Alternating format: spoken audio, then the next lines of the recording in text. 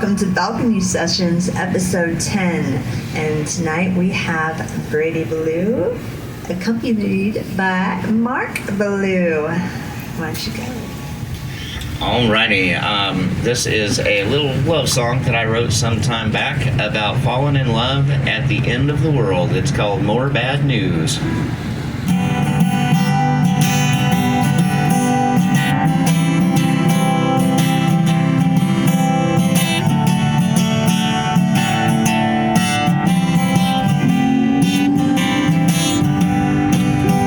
Well, the clouds above our house today are filled with storms and acid rain, and there might be a tornado in our path. And the creek's too high, the roads are out. In most minds there seems little doubt they will make it through the day with lives intact. Down the cracked and broken sidewalks, the tumbleweeds are blowing from a small deserted town not far away. But if the end is finally here, I sit here on this porch, my dear, 'cause there's something you should know and I should say. When the clock runs out, when the last sun rises, when you realize that there's not much we can do, hold me close, my darling, as the sky comes tumbling down. 'Cause I wanna spend my end of days with you.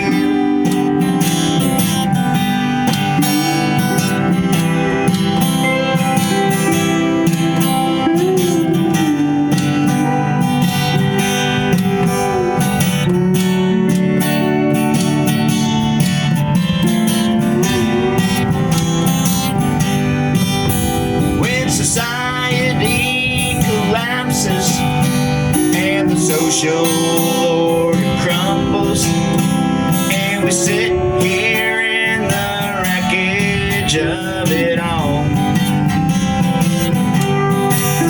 it seems the whole world went to shit while we just sat there watching it. When we tore down our foundations just to try and build some walls. But when the clock runs out, when the last sun rises, when we realize that there's not much we can do, hold me close, my darling, as the sky comes tumbling down. 'Cause I wanna spend my end of days with you.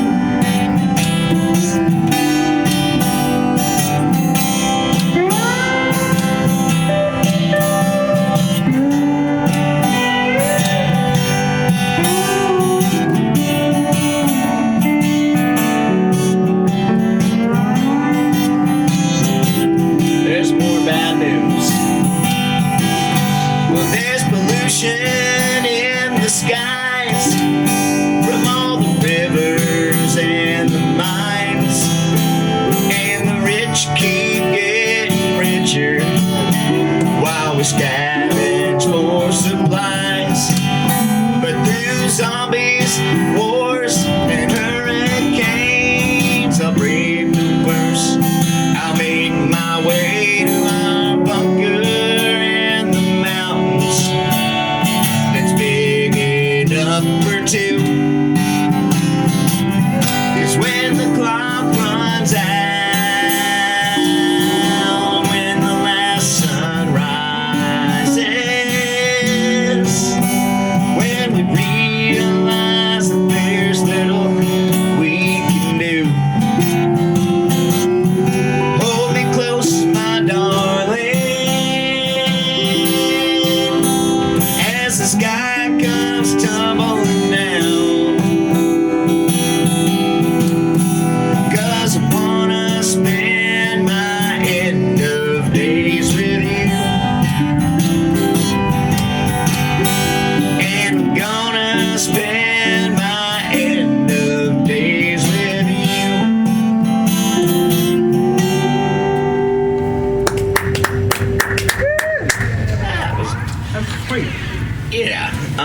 to give a quick shout out to my roomie and one of my besties, Ryan Dunn. He was supposed to be playing saxophone with us tonight, but unfortunately he had a family situation come up, so we wish him all the best.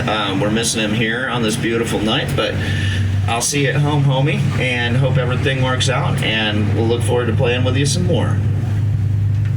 Okay, this next song is a real treat.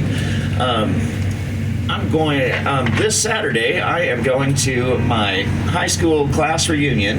It will be the first high school class reunion I've ever went to. It will be my 30th. Go class of 1994.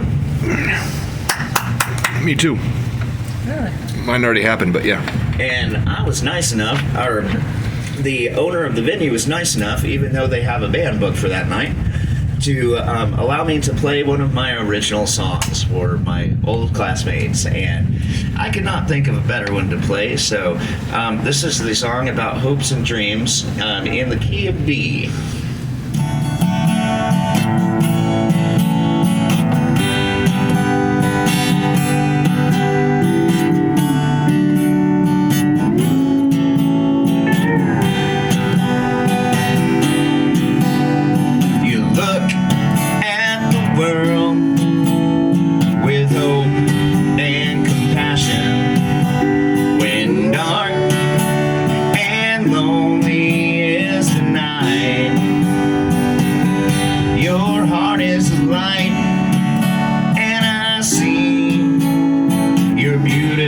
Shining so through your eyes, and the tears they cry for rivers and streams, and they cover up the ground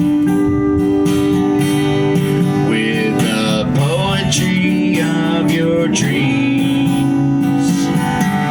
So say goodnight, my love. Wave goodbye, my darling. And when you remember me, remember all your hopes and dreams. All your hopes and dreams are stupid. Never seen such a foolish waste of time. All your helpfulness and usefulness was useless. All your hopes and dreams are stupid, and so are you, and so am I, so am I.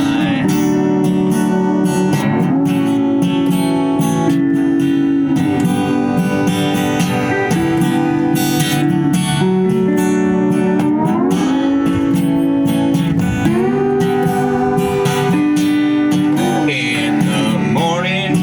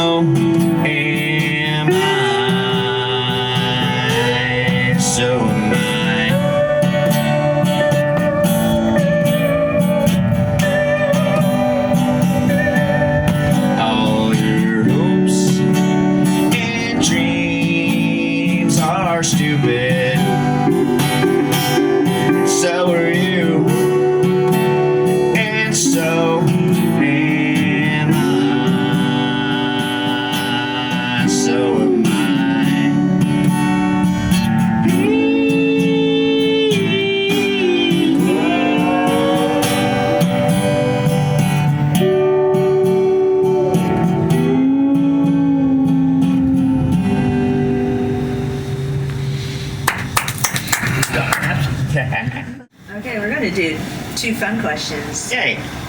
1 serious question. So, first fun question. If you had a pet parrot, what would you teach it to say?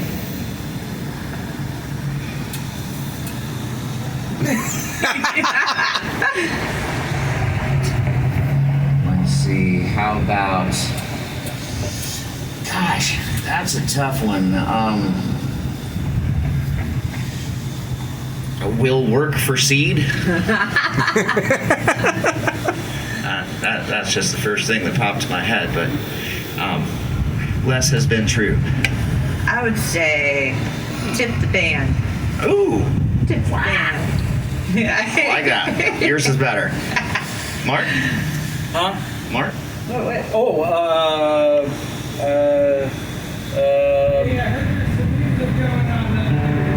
Hey! Oh my Hey, here! God. Yeah, why don't you get on up here? Yeah. Oh, we got a Ryan. Yay! Oh, come on. You go up the stairs. Go up the stairs. Is your door open? And yeah, 2, 2, 3. I would say, I know what you look like naked. Ah, That's what I would. another fine suggestion. Can you repeat that in the microphone? Can you repeat that in the microphone? Oh, what he said? Yes. What did you say I again? would teach my parent to say, I know what you look like naked. I know what you look like naked. That's what he would teach his That parrot's seen some things. Okay. Second fun question. What would you like to see obsolete in the next 10 years? Oh, guitar tuners on anything. Now, I don't know if that's going to come in the form of being a better musician or like some kind of microchip brain implant, but I lose them. Guitar tuners and capos, I lose them all the time. So I would like to see those go away. How would you tune your guitar? Either by hard work and practice, or that microchip brain implant idea that I had. Those I think would be harder to leave on the back of somebody's truck bed. Okay. Serious question. What kind of advice would you give up and coming musicians that just want to break into the local scene besides going to open mics? Yeah, well, that's definitely a big one. I'm always going to stand on that soapbox, but I would give you the advice that is the reason why I learned to play. All of my grandparents and my aunts and uncles, they all played music. But my dad never really, he's a great singer, but he never played an instrument. And when he got to be in his 40s, he got himself a guitar, and he wanted to learn just enough guitar so that he could play the songs that he grew up singing, and so that he could play his guitar and sing at his church. And I watched my dad learn how to play the guitar, and he did it because he loved to do it. So my advice would be play what you love, play what makes you happy. I started playing because I was writing a lot of poetry, and I wanted to be able to turn those into music. And I wanted to learn the songs that I was listening to other people sing and play those because it made me happy. And so if I was going to give any advice to anybody out there wanting to play music, play what you love. That's as fine of a point as I can put on it. Brady, Mark, do you have anything to add? Oh, sorry. Question was advice to young musicians. Mm-hmm. Don't get a parrot. Don't get a parrot. That is his advice. Do not get a parrot. I have a serious question if you'd like to hear it. Yes. Okay. I'm going to scoot. You've mentioned several times now that your entire family plays. Yes. And so as you grow up, come on out, you're fine. Yeah. As you grow up and you are young and you want to play, was there a few family members that taught the kids, or how did the kids of the kids of the kids learn how to play? There. I am gonna let Mark tackle this one because I don't remember how I learned. So, I'll Mark? give him the mic. Yeah. Wow. I want to say we sort of absorbed what we were watching when they would play and sing. It was just something that was normal for the family, you know. It was just kind of the background, you know, information that was going on. On the other hand, I do remember the first song that I learned on the guitar was this corny old song called "The Blue Tail Fly." And I remember my uncle, he was also my cousin. My Uncle Rick taught me the chords to that. It was like D, N, G, N, A, something like that. So, yeah, I mean, there was a lot of... That was back in the days when people weren't so, you know, hurried and rushed and things, you know. So, there was a lot of time just to sit there and talk and ask questions like, how do you play this? And long afternoons of just hanging out with family, and there was always a guitar there or piano, and just sort of happened that way, you know. Hey guys, we got a guest here. We got another one. We got Ryan Dunn over here I'm so thrilled to be that here. joined the group. You never know who will show up on the balcony sessions continued for the Patreon page. So this is exciting. Tell me a little bit about why you love these guys. Well, first of all, there's no better way to do a Tuesday night. You need it. You need It's, to say, yeah. it's Tuesday, right? Yeah, it's Tuesday. Yeah, well, I tell you what, let's see here.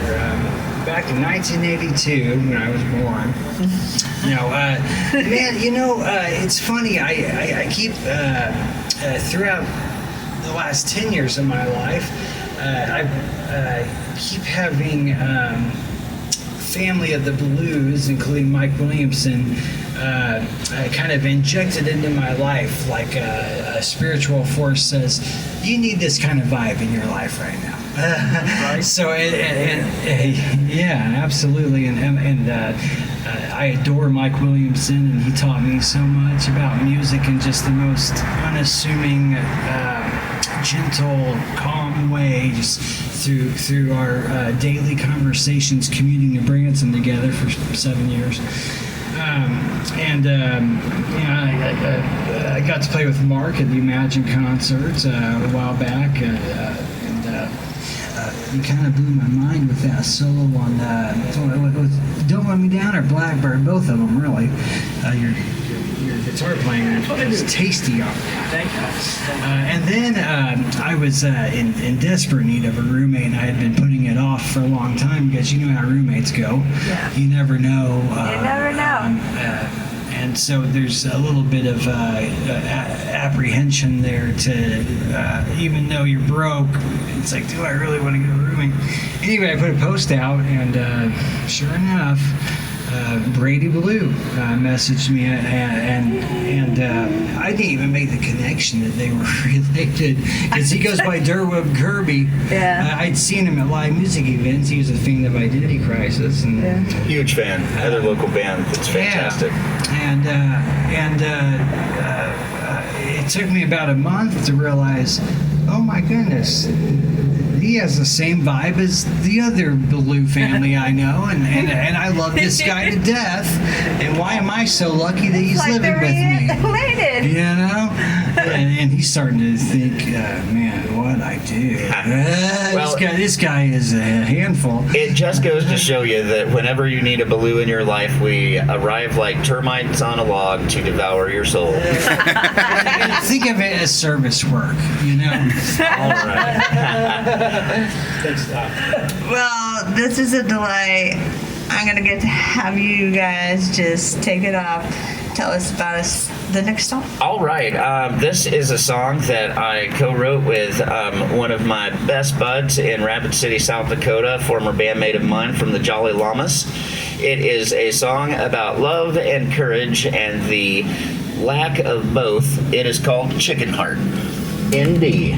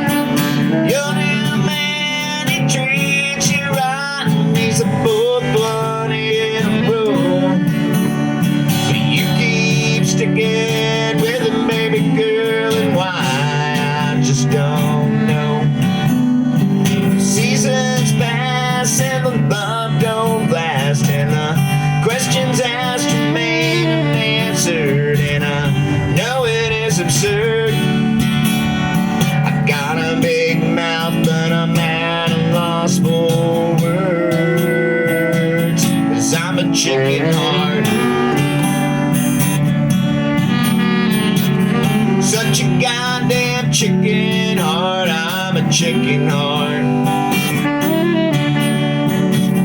Such a confused chicken heart, I'm a chicken heart. And I've been one from the start. First you filled my heart, you filled it up with air, then it popped apart. So now I never go there. I stand there like a scarecrow and I watch as you get ravaged. Your old lead soul can't turn to gold in this modern world so savage. The seasons pass and the love don't last, and the questions asked remain unanswered, and I know it is absurd. I got a big mouth, but I'm at a loss for words. 'Cause I'm a chicken heart. Such a discombobulated chicken heart, I'm a chicken heart. Such a lily livered chicken heart, I'm a chicken heart. And I've been one from the start. Take it away, Ryan.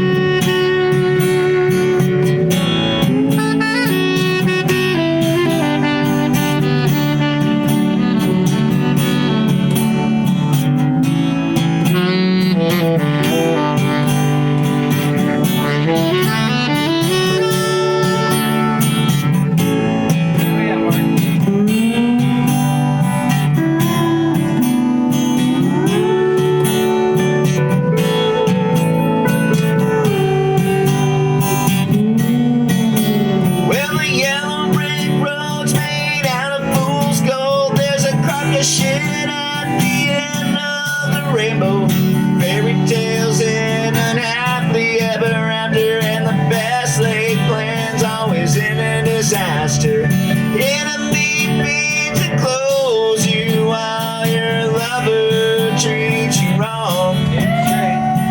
Sympathy, irony, alchemy, and poetry, all right here at the end of the song.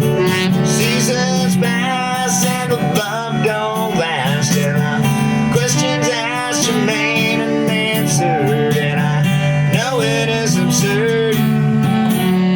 I got a big mouth, I said I got a big mouth, I got a really big mouth, but I'm at a loss for words. 'Cause I'm a chicken heart.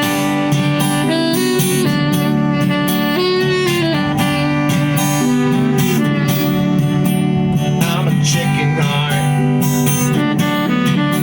Such a goddamn chicken heart, I'm a chicken heart. And I've been one from the start.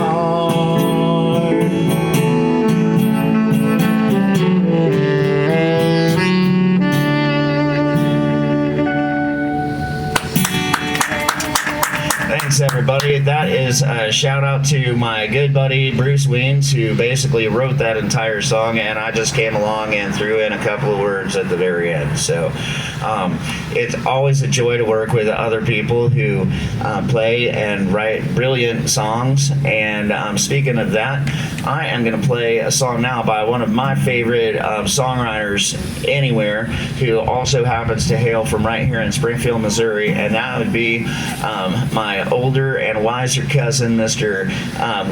William Keithley Thomas, my elder cousin, Billy Keith. And this is a song that he came up with based on a suggestion from his mom for a subject of a song. You've all heard of chain smoking, and this song is called Chain Drinking. Never been guilty of that, have we? No. Yeah, no. Yeah. All right.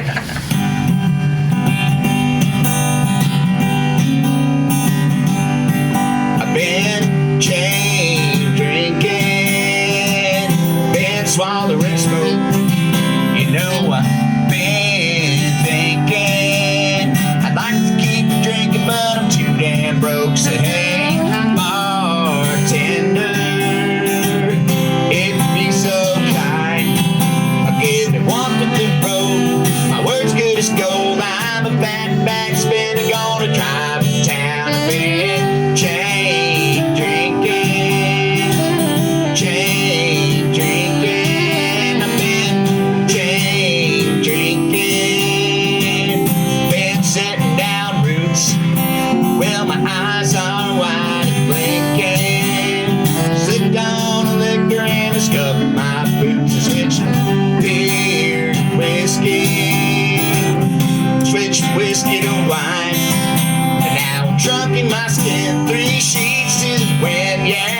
might as well try a little turpentine. I've been chain drinking, chain drinking. One glass to go. Now it's sliding down easy. Wouldn't miss the show. Won't hit me again. Moving down the line. Whiskey River, don't tease me. I'll take my time. It's settling, it's getting under my skin. I've been chain drinking, chain drinking.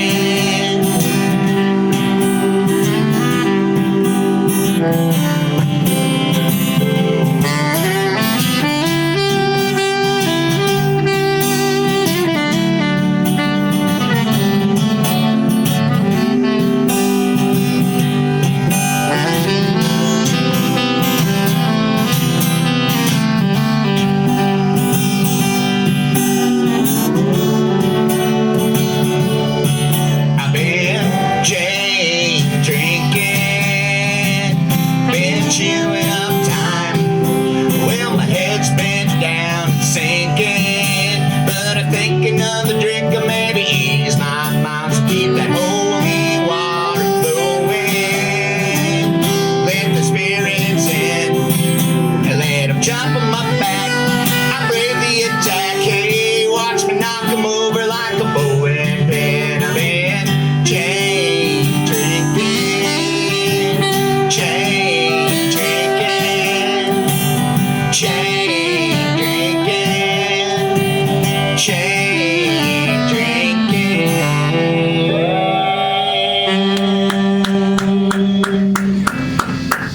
Billy Keith, and of course my Aunt Gayle Thomas. Okay.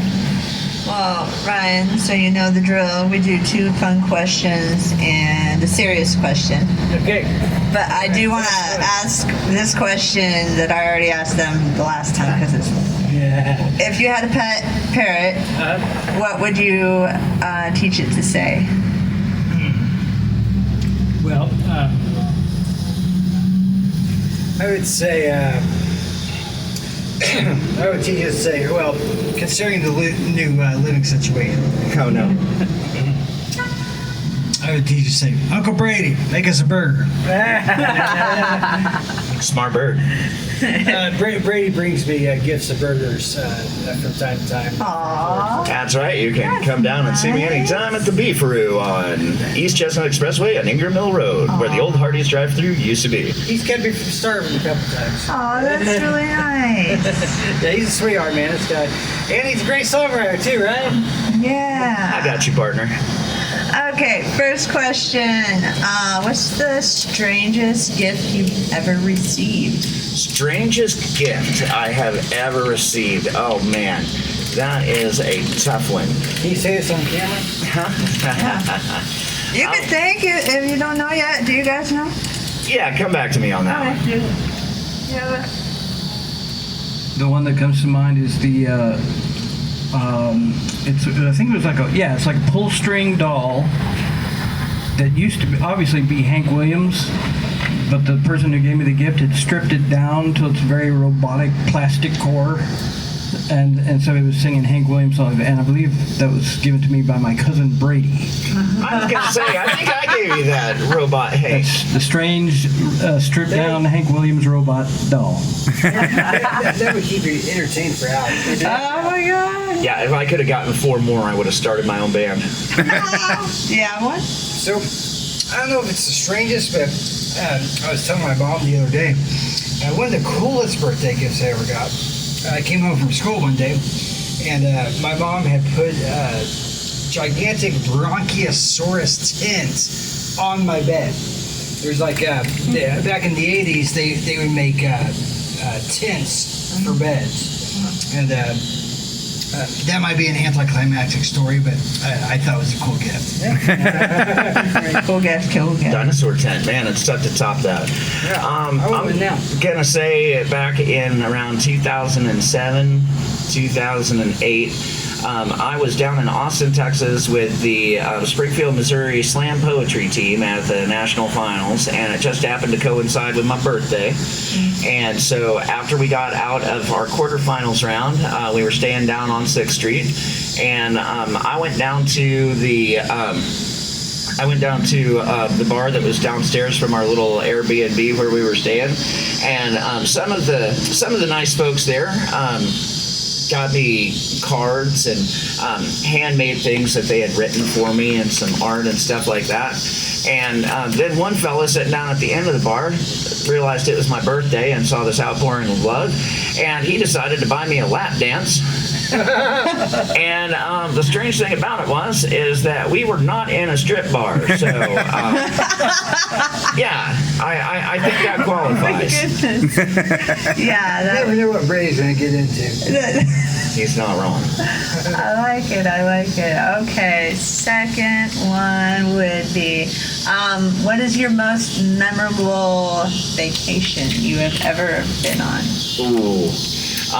Yeah, this one isn't funny, but last summer I was actually lucky enough to go to Hawaii. I had never been there before, but it was my mom's lifelong dream to take her kids and the grandkids to Hawaii. My grandfather Lehman, her dad, was a Pearl Harbor survivor. He was there during the attack. And me being a former Navy man, it meant a lot to me. We were there over Memorial Day weekend, and we were able to get on the boat and go out to the USS Arizona Memorial. And it was just the kind of experience that gave you chills, and it made us all feel real closer as a family. And there were also like 13 of us, so we went like all Brady Bunch style down to Hawaii, and that was pretty fantastic. I think I saw some of those photos. You might have. Awesome. Okay, it's up to you guys now. Who would like to go first? Most memorable vacation? Yeah, I got to go west a lot with my family because my dad was a speech and debate coach, mostly for Parkview High School. He always qualified students for the national tournament because he was a stud, and so every summer we'd go somewhere different along with the high school speech students. And there's nothing special about it, but I remember one was in San Francisco, my first time to be there, and so I got to see, it was just really awesome. Fisherman's Wharf and Lombard Street and Sausalito, and my brother and his friend Bobby Macer climbed a mountain. Almost didn't make it back. That was fun. Magicians on the corner. I was into magic at the time, and I just it was a lot for a Southwest Missouri kid to go to this really magical town. So that was my one that comes to mind. Ryan? Yes, sir. Isn't that one cool thing about vacations and traveling? It's a thrill, and I think part of that thrill is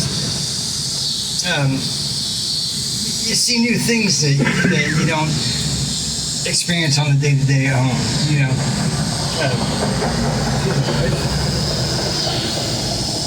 Crammed that power bar in my mouth. So many vacation memories. You have to distinguish between a vacation and then cool places you've played on the road. But as far as vacation goes, hands down, before Hurricane Katrina, I went on a family vacation with the folks and siblings to New Orleans, and that was life-changing for a freshman in high school horn player to see to see that level of proficiency and soul and of people that play horns just on the street, even. Talk about perspective change or an education. Horn playing isn't just about marching band. It's anyway. I'll stop. I like your answers. Okay, so serious question. What do you wish venues would do for musicians that they're not doing? It could be local, it could be traveling, something that you just wish venues could understand that the musician needs. Oh boy. Again, I don't know how funny this is, but one thing that would have especially when I was traveling and touring quite a bit, I would love if you've traveled a certain amount of distance for the venue to throw in either a hotel or in a warm weather venue, a place to set up your tent. Because you can end up driving a very long way for the love of playing and not necessarily because you're getting rich off of it, certainly, but then you have to turn around and spend sometimes, depending on the time of year and the location that you are, sometimes half of your night's pay on a hotel room. So we have crammed 6, 7+ people into a single hotel room before, but like just a room, just a room, or again, failing that, if you like to camp, place to set up your tent. I love that. You guys? I have a very simple wish, and that is, anytime you're on a stage, look around for a trash can. You won't find one. Now, when you're up on stage, there's a lot of debris created, whether it be guitar strings or guitar string packages or old spent reeds or what have you, snacks, and then there's no place to throw this stuff away. And then we get the reputation for being slobby people. Well, if you want to keep your stage clean, put a trash can on the stage or somewhere near it at least. You guys left 20 beer bottles on. Yeah, we'll throw those beer bottles in there. I'm a tidy person, and I would like to see a trash can somewhere near the stage. That's We're all. here to set the record straight. Yeah. Well, I don't know if I have a say in this matter because I don't play as actively as I used to, so I just am thrilled to get to play, you know. But in answer to your question, what would I like to see? Wait, what was the question? What would you like to see venues do that they just don't seem to do for musicians? Well, I'd like to preface it by saying there's a lot of venues that treat musicians like gold. You know, one that comes to mind is Ty and Timber, Sarah Tweedle. Man, she just treats you like $1 million. And Love you that walk place. out there feeling like just the most loved and respected musician there is. You know, and really, I think that goes a long way.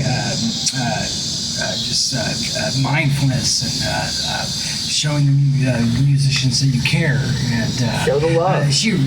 They write you a letter there to thank you for coming. You know that's a neat thing. You know, So you want to see more venues do that?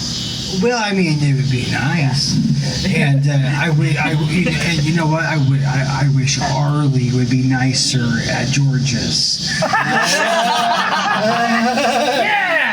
Okay, guys. Well, Piling on the sound man. No, I 40 like minutes. We're over 40.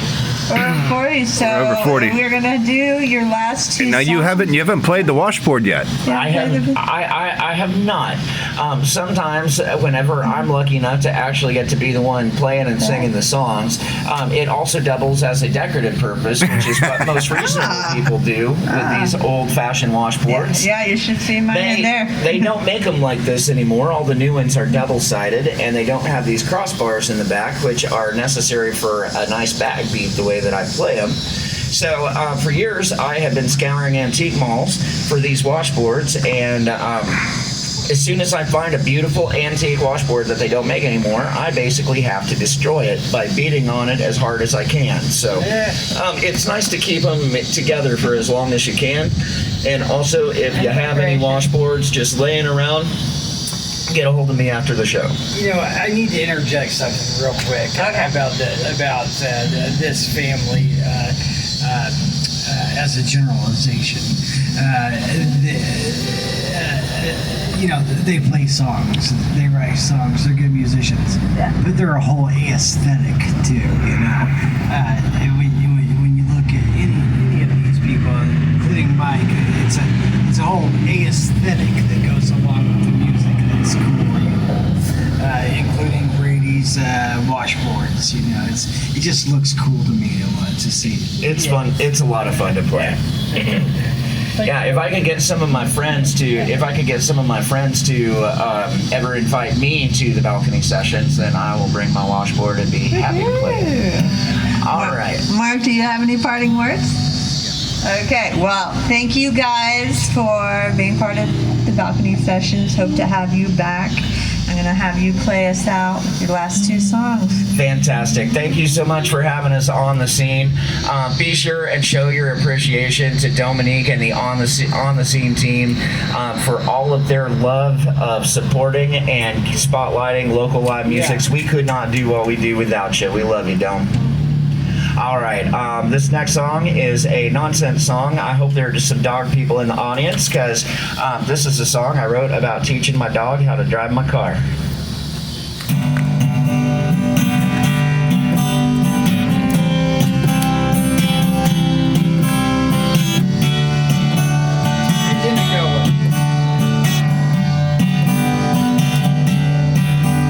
You can say he was a friend of mine, the best there is, one of a kind. I'd fire up my car and we'd go riding. Well, my friends thought it was pretty keen when he learned how to operate this machine, and I'd hand the keys to you to do the driving. Oh, Henry, don't forget me.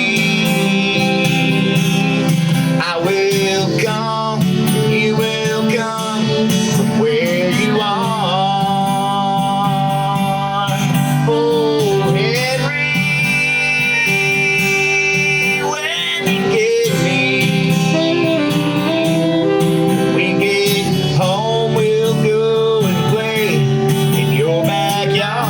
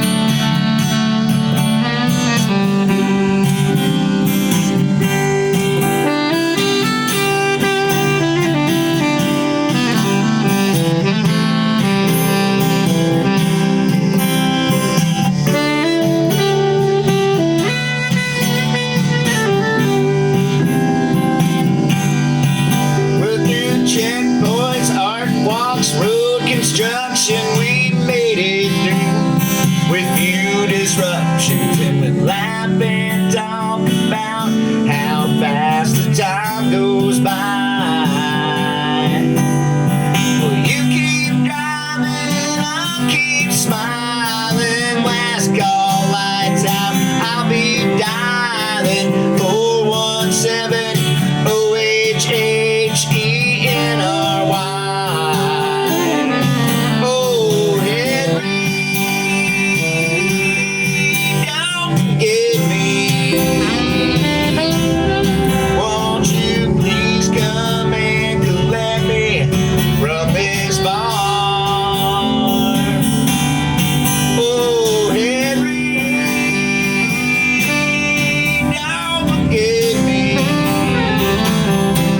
When we get home, we'll go and play in your backyard. Well, I'm sitting here all alone, so throw me a bone and bring me on home. And when we get there, we'll go play in your backyard. Yeah, we'll all go out and play in your backyard. Woo! That one's for you, buddy. if you're watching,